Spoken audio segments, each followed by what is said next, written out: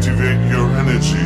Welcome to the Activated Authors Podcast, a show where we distill the core principles of what it takes to become a happy, healthy, and productive author, no matter what stage of the journey you're at. I'm your host, Daniel Wilcox. I'm an international best-selling author, as well as an author coach, speaker, and creative entrepreneur. But most importantly, I'm a lifelong student of all things productivity, psychology, and human behavior. Thank you for joining me for today's episode. Without further ado, let's dive in. What is up, activators, and welcome to another episode of the Activated Authors Podcast. Today, I am enthralled to be joined by the amazing Emme Grange. Emme Grange lives on stories of hope, on tales that tell us we can. She believes we don't have to change to be good enough. We already are, just by being ourselves. Growing up near the Golden Gate Bridge, she spent years searching for the missing manual, How to Be Normal. Emme knows what it's like to be a reluctant rebel, a modern misfit, a peculiar person. She writes for anybody who needs a story of acceptance and everyone needing a story of encouragement, and is a Royal Dragonfly Awards Grand Prize winner, that's a mouthful, with her first book in the Jett Harper Series, Needing Normal. Emme, welcome to the show.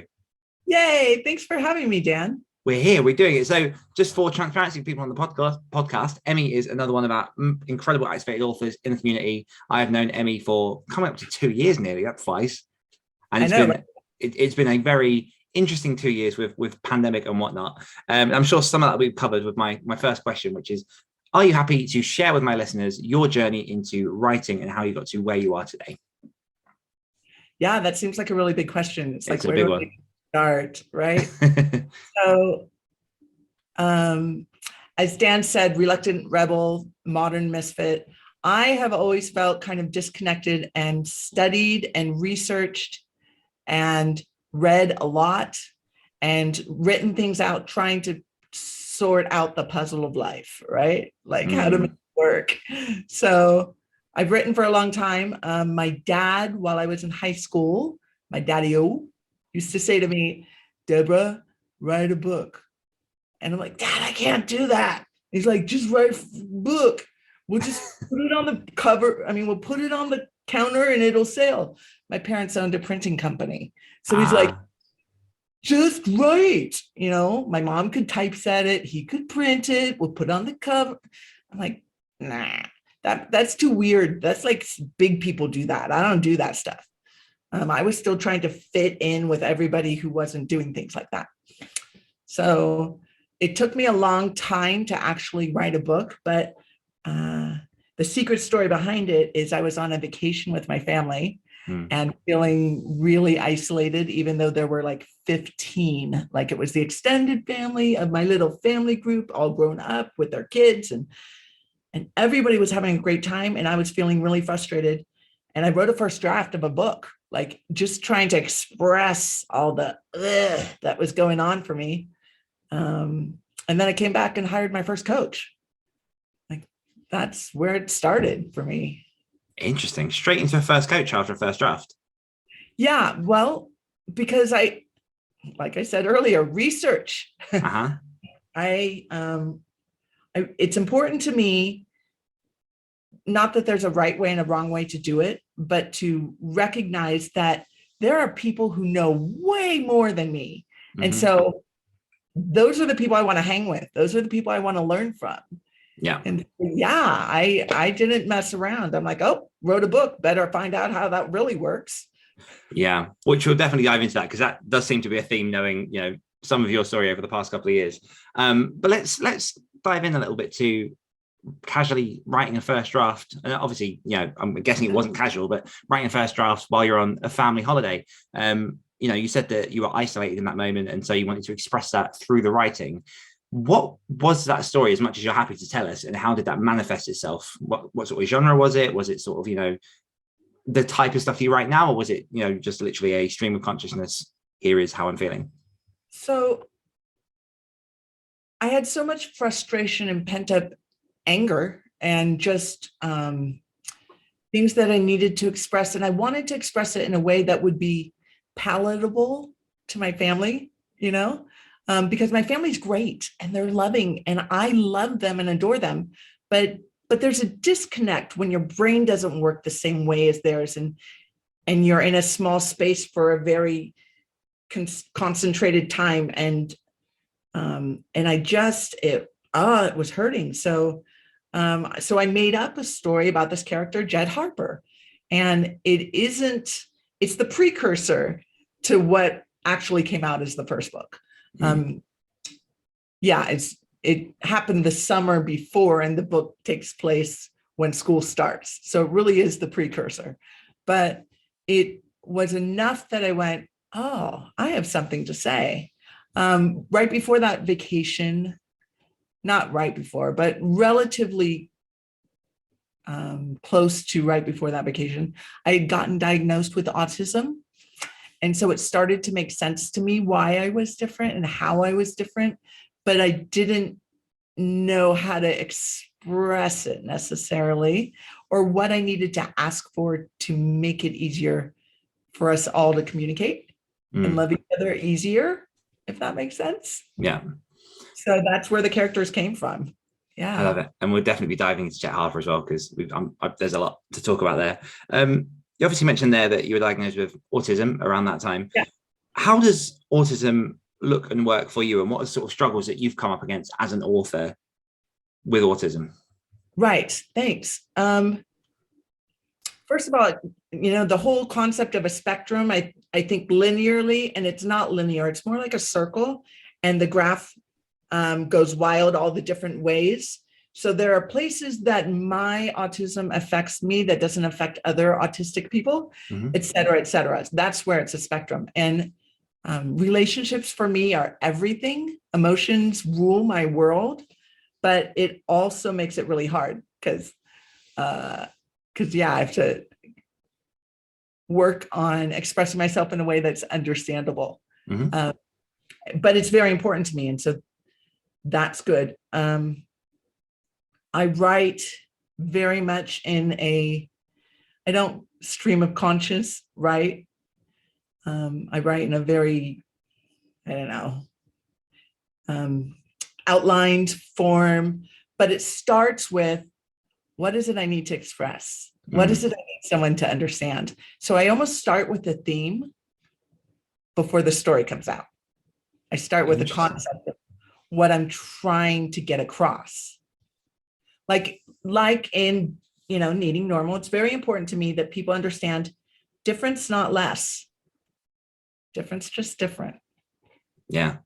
And that's absolutely huge to see. And, we've got people in the activated author community who come to us because they're looking for somewhere to fit in, that they're kind of normal.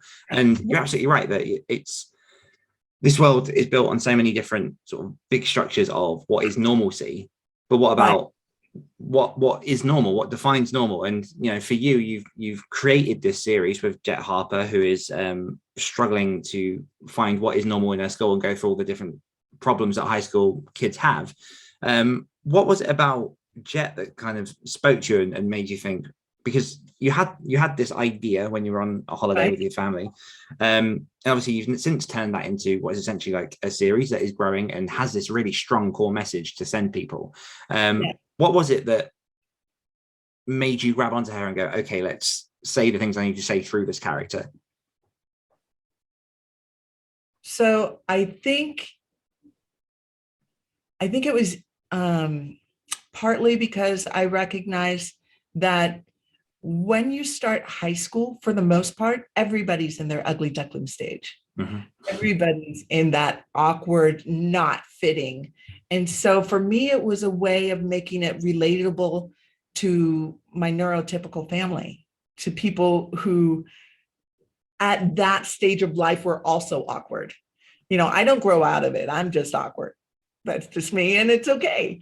But I feel like there's that time period that everyone can relate to. So it was really important to me to set it in high school, to set it in those years of puberty and trying to sort out all the life questions, so that it's not just one brain type and that's the most important thing, because it isn't. No, absolutely not. Even two people that are considered very, very similar are very, very different in many, many ways. Right. Exactly. Yeah. So what was some of is written, focusing on Jett, but she has this core five. She has this group that she worked through, works with the whole school year, and they're all very diverse characters. And that was also on purpose because, like you said, two people, same, but not the same. So Absolutely. So what was the challenge of writing high school? Because I know, speaking for myself, I'm 99% sure that high school has changed a lot since I've been there. What was your research process, or what was your kind of approach when coming to bringing Jett Harper to life? Yeah. So my son's 25. He's been out of high school a little while, but he's certainly been there more recently than me.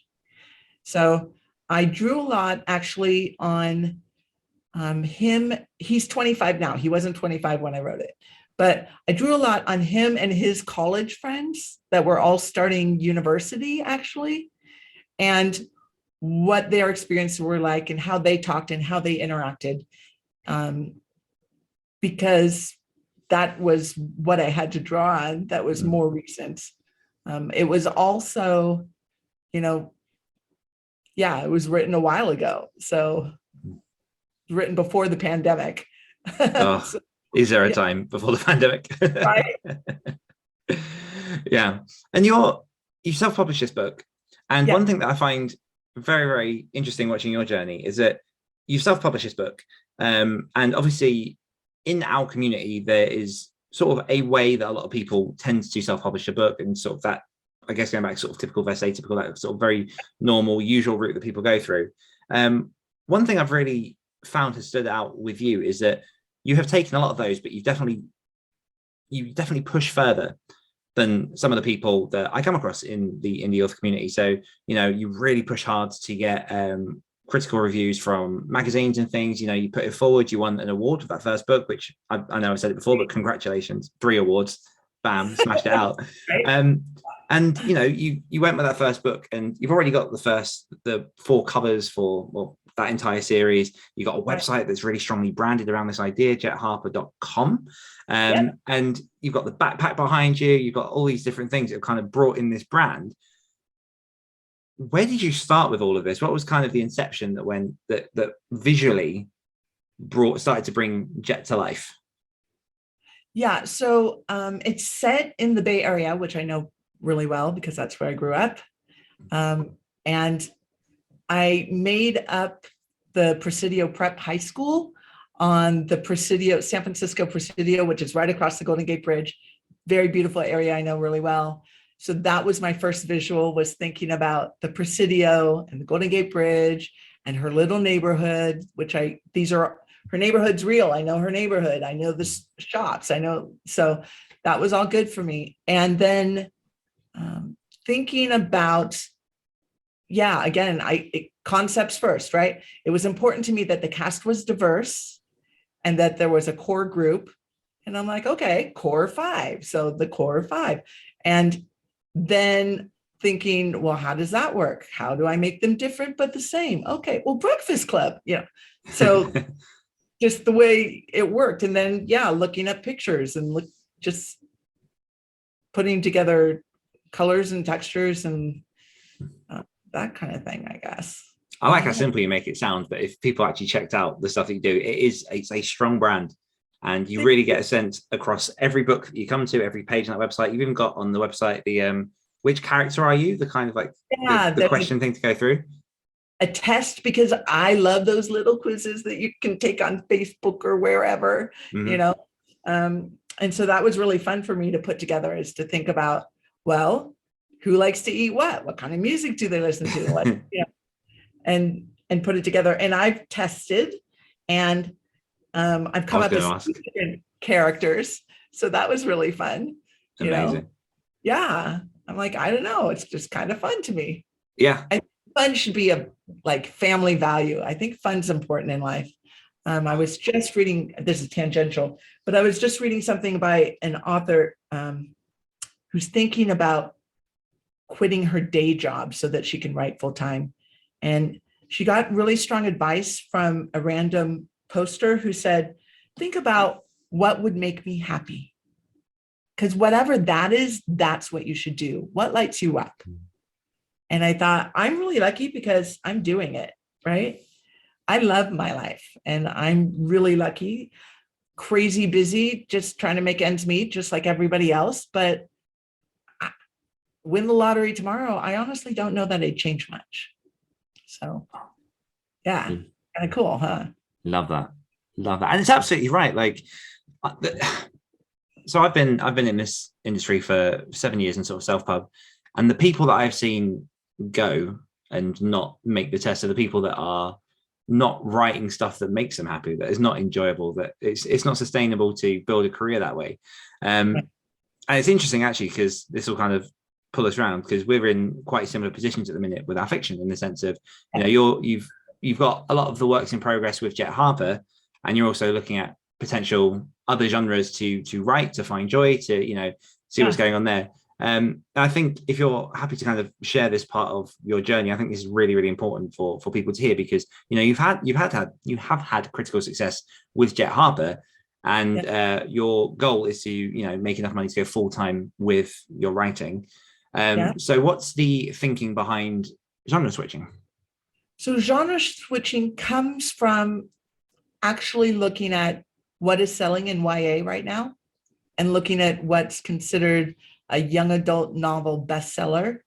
And it sounds really wrong for me to say this, but Jett Harper in that world, it rocks. And there's no comp in the bestsellers. So when I started to think about that, I'm like, I love what I'm doing, but it's not going to reach the number of people I want to reach. It's not going to build this community of other misfits and rebels that all feel seen by reading these books, if they don't even know they exist, because there's nothing quite like it. So that made me start thinking about other genres. And so then I went, okay, well, I'm an audio whore. I listen to my books. So I'm just going to look up the data on what I listen to. And I'm all over the freaking place because I like the story. That's the, like, what links it together? Well, I go for story. So what genre is a really hard question for me to answer, to figure out where to go next. However, I know a few things. I know I like writing off camera. I like reading off camera. I'm not like big into sex scenes, for instance, in my book, you know. So I'm also not into writing gore, but I love tension. I love thriller. I also, it's important to me to write characters that are diverse, you know, neurodiverse like me, but I'm also Latin, but I don't look Latin, you know, so I know what that's like. I have a lot of Indian influence in my world. I know what that's like. So diversity is important to me, and all the different flavors of it. And so I know that those things need to be in the book, but that could be anything, right? That could be science fiction. That could be fantasy. That could be thriller. That could be, so the process I'm going through now is really doing research on what's popular and what's not oversaturated, finding a marriage of the two. And then looking at it and going, okay, well, actually, I really like domestic thriller, for instance, but they're kind of one books. They're not series. And I'm so invested in Jett's world, maybe I'll take her whole world with me to another genre, right? I mean, but I'm just saying, you know, you get them, as you know, when you're writing the book, you get involved with the characters. I'm like, and there's so many more stories to tell. It's like fleshed out. So yeah, there's such a sad moment when you reach the end of the series, and there's this kind of just this weird weight, like it comes off of you, but also there's like a different weight, because you're suddenly like, oh well, I guess they're done now. And you spend, you know, years and hours with these people. And I, you know, I've outlined side stories for 3 of the 5, you know, and well, 3, okay, not 3 of the 5, 4 of the 5, if you count Jett, like she's not a side story, but there's 4 side characters. Yeah, I've written for 3 of them. I have outlines for whole books for them. But I can't see staying in that world if not enough people are feeling seen or heard by reading the books. Huh? And that's my goal. I want, when I was growing up and dinosaurs roamed, people did not have characters like me in books. And I looked, I'm a voracious reader, and I think seeing yourself in the pages is important. Yeah, so, yeah. Absolutely. And this will sound much more crass than I mean it to. What we're kind of circling around here is this idea of, quote, selling out, which often people see as this really negative thing of, why would you, sacrifice the thing that you love for, money? Why would you kind of go down that avenue? But I think you've so eloquently put it that, what's the point in writing a story and reaching like such a small niche? I mean, obviously there's value and there's worth in that because you're reaching people, but when you've got the drive and the ambition that you have and this story to tell and this message to give, why keep that so small? Why not look to broaden that? Because ultimately you can sidestep slightly, grow a much bigger platform in something that is a bit more commercial, and then bring that back into the message you want and still keep your message going. Like I had experience of a lot of people along my way of just you're just chasing commercial success, and I'm like, because otherwise I'm shouting at no one and no one's listening.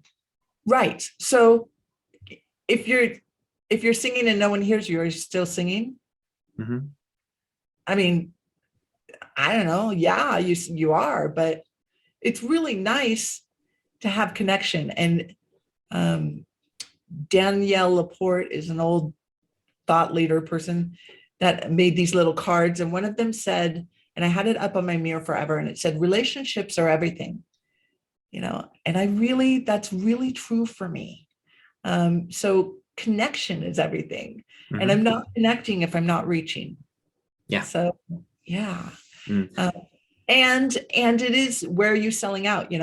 I suck at social media, for instance. I just do. I don't know that I can sell out that way. Yeah.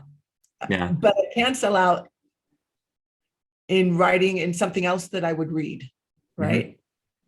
And using the characters, different flavor, but also diverse characters in another setting. And so it's married to the two, right? Yeah. And what I think as well that a lot of people don't or aren't aware of until you've kind of released a couple of books, been a few years in this industry, is the first few books that you write, you're learning the scope of things, you're learning how it works to self-publish, you're learning what stories do and what they don't do, and the different platforms, and like you say, different social media ways, like newsletters, just different ways to reach people. And so it was the same with me. Like I wrote a bunch of different stuff, and then after a couple of years I'm like, okay, now I know my direction, I know the thing I want to do, I know where I'm going to start really putting my energy. And it's a whole journey. I think the majority of people don't publish a book, hit wild success, and then go on to finish the series or do whatever. The majority of self-published authors tends to have this journey that you're on at the minute, that I'm on as well, in which you experiment, you play, you get to grips with the process so that you can then go on fully informed about what it is you want to do and how to reach the people you want to reach. Right. It's hard, but it's fun. It's fun, right? And I love that you brought that up, because I think it's really important to play with it. Not just accept this is the way I should do it, so this is what I'm doing. That being said, there's a ton of research that has to go into playing. Yes. Or it's not going to be fun. Yeah. I'm just saying, that's my experience of it. Yeah, absolutely. You can't take shortcuts. You just can't. But I mean, kind of along this vein as well, you have had critical success with Needing Normal. How has it felt to have received that kind of feedback, that kind of what's the word? Recognition, yeah, for the stuff that you've done from people who recognize what it is you're trying to achieve? It's really important. It keeps me going. I remember, I sent in the advanced copies before it was even formatted to readers' favorite to see if I could get some reviews and what they thought of it, right? And they star your reviews. They give you stars or they don't give you stars. And I was really nervous to even open the email. I got the text, okay, first reviews in. And I'm like, oh. So I called my mom, said, Mom, I got this email. I can't open it. She goes, open your email. Can't open it. I'm gonna sit here. Okay. So we opened the email. And then I was reading it to her. And then I was stumbling because I was crying because I was so happy to know that someone felt seen. It was the most beautiful thing to know that I reached someone who felt validated by reading the story. And it just kept me going. I'm like, okay. And then I got 5 reviews from them and all 5 were 5 stars. And I went, well, okay, we're doing pretty good now. And then you launched the book and it wasn't crickets. I was lucky, but there are cricket days for sure. And you're like, but people like it. Mm-hmm. Then you read your first critical review where they're like, yeah, I can't finish this drivel. And you're like, what? So you have to take them both with a grain of salt, I think, the I love it and the I can't even, and yet in order to make a difference, you're going to have both. Mm-hmm. You're going to have people who love it and people that hate it. And I think it was my brother that said, that's a good sign. Yeah. You're pushing buttons. That's probably good. Yeah. And there's never going to be a book that's for everyone. Right. You are going to get negative reviews. You're going to get the people that are like, I'll try this because it's been recommended by a friend. And then it comes back and it's like, nah, not for me. Right. And that's fine. That's the way the world works. Not everyone loves the stuff that you do. Right. You're your own flavor, right? Just like books are your own flavor. Yeah. No one's going to love it. Mm-hmm. But it has to go in front of enough people that you find people that love it because those are your people. Yes. And you build a platform one person at a time. We all need our people. Mm-hmm. So, yeah. Oh, I love this. You've mentioned a few times about, coaches and about having to learn all the different parts of the process. You are someone who I observe is very, very attentive to detail and very willing to, admit that you don't know something so that you can find the right people, so you can put yourself forward and, surround yourself with the people that are going to help you. How do you approach learning? Yeah. So I have a couple of groups that I go on and I lurk. I'm not really good at posting, but like 20 books to 50K, I read every day.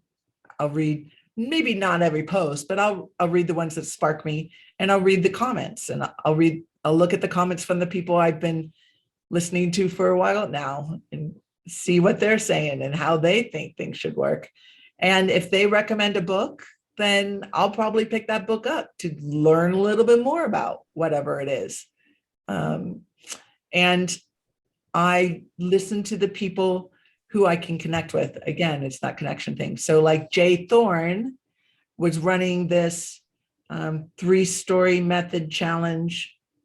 And I took the challenge and I won an hour conference with him and talked to him. And he's like, hey, maybe you should do this NaNoWriMo thing that my friend Dan's doing. Hey. Like, hey. And so that's how I get connected, right? I look for people that give me enough value that I invest in them and they invest in me. So, yeah.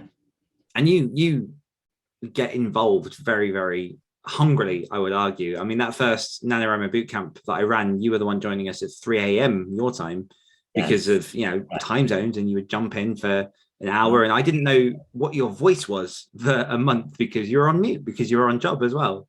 Because at that time I was working 12 hours a day and usually not only 5 days a week. I mean, like I was working all the time, but I knew that 3 a.m. they were not going to call me for work. So I knew I could commit. And I'm like, it's only a month. It's only You a month. smashed it. And so, yeah, so we did it. And it was really fun and cohesive. The group that we all pulled together. We were together from all the different places at all the different times. And yeah, I was chatting silently instead of talking. Mm-hmm. Mm-hmm. Yeah. And you mentioned it there, you know, you work a lot, you do a lot, you have a very, very busy life. How do you, and I really hate this word at the minute because I'm still trying to like grapple what I feel about it, but how do you approach balance and get what you want done? Right. So it goes back to that question of what would make me happy. I work all the time. I work when I don't work because I'm doing research. I'm trying to figure things out. I work. My life is full of work, and I never work in the sense that I love what I do. So I don't know that I know what balance is because I'm just living a life that I love. I'm, yeah, I have a full-on calendar and I've got a dot system with different colored dots for different things that happen. And so I look at my whole month at the same time so that I can figure it out, so that I can make sure that I'm not overscheduled. But yeah, some people ask me, my mom is the one actually who says, so when are you going to not work? No, we're going to go to Disneyland next weekend. Does that count? Now, part of it's research because I'm going to the Star Wars land. God bless being creative. Well, exactly. I'm going to get all kinds of inspiration by watching people in all the different places and seeing the different relationship dynamics and how they work. And is it work? For me, it is, because I'm going to try and hold all those details. And I'm going to be scribbling little notes or jotting in my phone or something. But it's not drudgery. I don't do drudgery. Even today, when I was, in my day life, for those who don't know, I'm a real life Mary Poppins. And so today's Monday, kids were away. I kicked out 2 hours cleaning the house. Was it drudgery? I was cleaning a house. But no, because I'm listening to the best of the voice and getting caught up on who's singing what. And I'm bopping around cleaning. I don't know, there's ways of making life fun. And I think that's important. When you load the dishwasher, think of Tetris. I don't know. Love it. I love it. It's contagious. So how do you define work? Right. Yeah, that's a really good question. Anything that can help me up level life is work. And it could help me up level life because I've learned a tool that helps me work better with people, because that's my challenge in this world. Or it could up level my life because I'm getting money and therefore pay the bills. But yeah, I think work is anything that helps me up level. So I work all the time. I have loved that. And I have never heard it expressed that way before. I think that what do I get paid for? Well, I've just cut back from 70 plus hours a week. I'm now only working 40 hours a week. Most people would say that's full time, because I write books on top of that, by the way. Mm-hmm. But yeah, I just can't. I don't break my life down like that so much. What keeps you going on the days when you don't have any energy? Because those days must come in which you wake up and it's just hard. Right. Caffeine. Oh, I've heard of this. I'll have to get some of that. I think on the days where I just don't have energy, where I'm depressed or I'm anxious, because I get anxious every day. I back to that connection thing. I reach for people. I open up my Slack and I read what's going on, and I might answer, jump something in there, or I get on the phone and call one of my friends. I reach for people.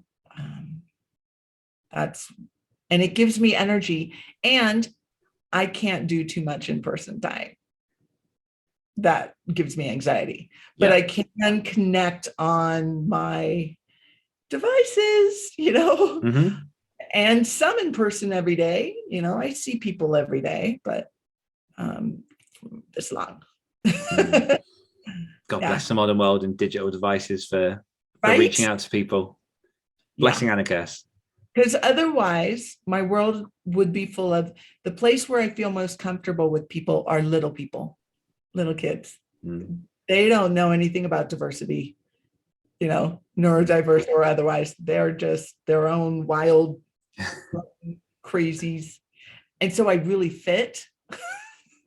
We're about the same like intellectual level understanding of how things work. So but then you have mentioned that you don't fare that well with sort of in-person stuff, but I'm aware that you've obviously been to conferences, and you've got conferences coming up which are big gatherings of lots of people all studying craft and writing and everything else. Let's start with how helpful have you found conferences, and why should an author consider going to a conference? So first of all, I think they're vital for recognizing you're not alone. I think there's something about seeing in person that many bodies that invested in their pursuit of book craft is inspirational. And most of them are also introverts, so that makes us closer, and I go alone because I'm a single person, but I don't go without connection. Like, I've gone to 20 books for 50K a couple of times, and I have friends that I go with so that I have someone to connect into if I get stressed. I also, one of my hacks is volunteer. So last year I was on the Geek Squad, for instance. So I had a room assigned, and all I had to do was make sure the video was working, and we had that all sorted out. And it sounds like, oh my gosh, that's overwhelming, and you paid your conference fees. What are you doing volunteering and spending your time? But for me, it gave me direction and purpose. Otherwise, there's a little bit too many options. And what am I supposed to, where am I supposed to be? And so that helps me. My first book signing was at the 20 Books Vegas, and that was big, and that was a little overwhelming. But I also, I had my fan club coming. I had to figure it out. So yeah. I love it. And so on that, because I know that, you don't seem to be afraid of reaching out to people, no matter where they sit in, how am I trying to say this?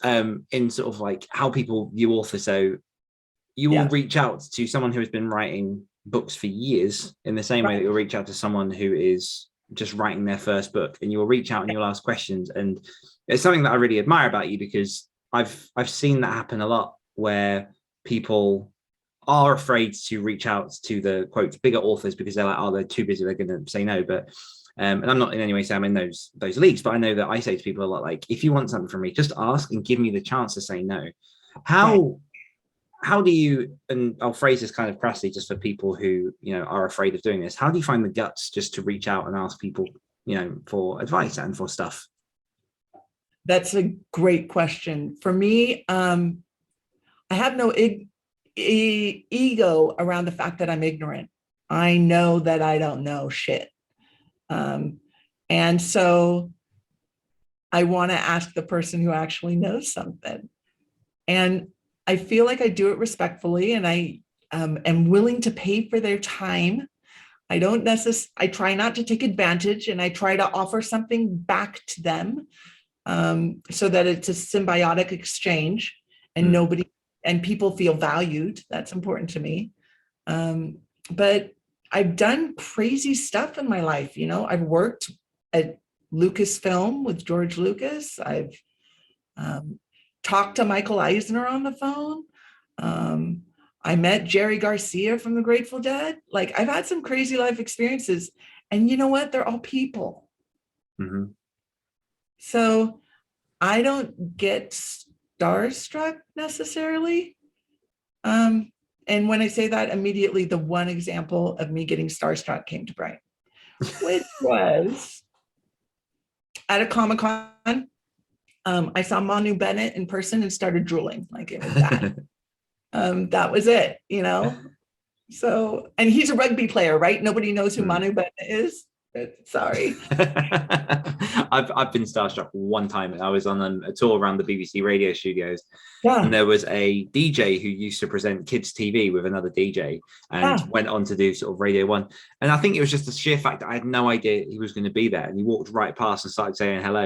And I just had that moment of, oh, like, hey, I've never experienced anything like it, or since. Like, it was just that moment of, oh my, just paralysis. It was really, really bizarre, but yeah, it happens. The back of a Comic-Con, I didn't. So I've interacted with several different actors and whatever, because I've luckily enough connected with my aunt and blah, blah, blah, blah, blah. So I was in the back of a conference room. He didn't see me. He didn't know me. He didn't talk to me. He didn't anything. He was just up there doing his shtick at the Comic-Con, and I was dying. I was blushing and drooling. Love it. I've got a quote here that I pulled from your website that I'll just read, and then we'll kind of go into it. It says, "To be nobody but yourself in a world which is doing its best night and day to make you everybody but yourself means to fight the hardest battle which any human being can fight and never stop fighting." And that's E.E. Cummings. And like I said, that's big and bold on your website. My question, why that quote, and what does it mean to you? Mrs. Hicks, my honors English teacher in high school, gave me that quote. And she said, this is what you have to do. And you can write as well as E.E. Cummings if you will allow yourself.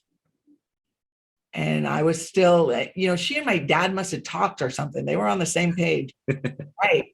I'm like, yeah, no.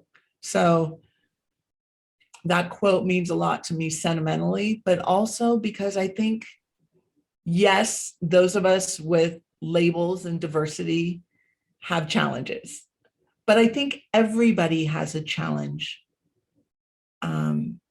whether they recognize it or not, being themselves at some point. Mm-hmm. You know, I think there may be different durations. I think there may be different ways it shows up, but there are moments in everybody's life where fighting to just be your authentic self, you know, like Brene Brown says, is the hardest battle. And she uses the Theodore Roosevelt quote, and that basically says, I don't, and then she says something to the effect of, I don't want to talk to you if you're not in the arena getting your ass kicked. Mm-hmm. Like, if you're not down there with me, doing your best to be yourself, I don't have room for you. And that's the point I'm at. So that quote means a lot to me because it states what my brand is about, you know? Absolutely. Absolutely. So you've been in the writing game now for a few years. You have won awards, you've released books, you have connected with loads and loads of authors. What would you say in 2022, if you were to start all over, what would you say to brand new Emme Grange? I'd say get connected. Find your tribe. My first writing friends were all writing dragon fantasy books. They're still my tribe. My tribe now is expanded, and there's horror people in it. Surprise, wink, wink. But so I say that because when I say find your tribe, I don't mean find people that are writing exactly what you're writing. I'm saying find other authors that you can connect with, you can talk to, you can lift each other up, you can bounce ideas, you can just be real with, to understand how the author life works. That's separate to me from the writing stuff. You can find the writing stuff everywhere. And you can find good advice, and you can find advice that isn't good because it doesn't fit you, but it's good for somebody. So, whatever. But understanding how to navigate the creative lifestyle, is a special brand. It's a special thing to me. It's hard. It's hard. And it's so fundamental. It's fundamental. Yeah. It's understanding. Yeah. I've taken the Sarah Cannon boot camps and classes so that I understand the time management parts of it and the Kanban parts of it and whatever. But that's not the group I go back to every week, is it? The group I go back to is the one where we can talk about all the different parts of the author life. Yeah. And we appreciate you. Well, every single week. I appreciate being there. Okay, I have one more question before we start to wrap up, and the same question I ask every single author that comes on the show. Okay. Why do you write?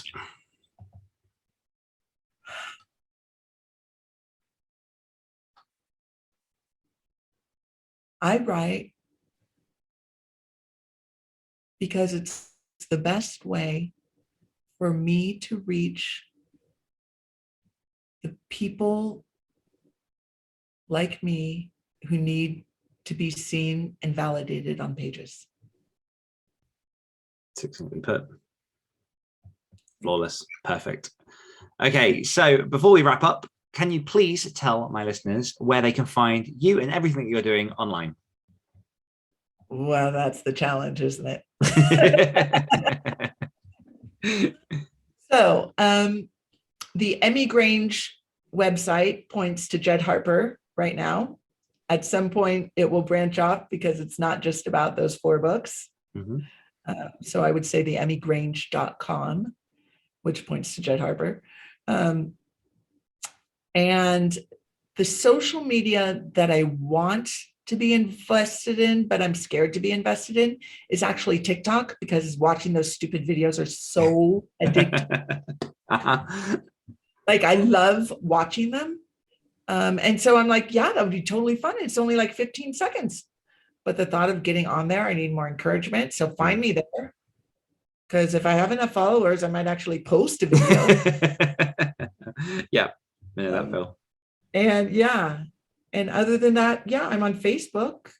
I'm on Instagram. I respond back really well.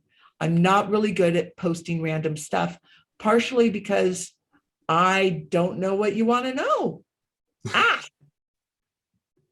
Tell me what you need, what you want posted. Tell me what you're interested in. I'm pretty open and I'm pretty blunt. So, which is a gift. I love it. Right? Perfect. And we'll have links for all of those in the show notes for you. Emme, thank you so much for joining me on the show. Yeah. Thank you for having me. I'll say a big thank you to everyone for joining me on the podcast this week. And as always, if you're looking to develop your writing and activate your author career, then head on over to www.activatedauthors.com to find out all about our community, our resources, and everything else that we've got going on. We will see you next week. Activate your energy.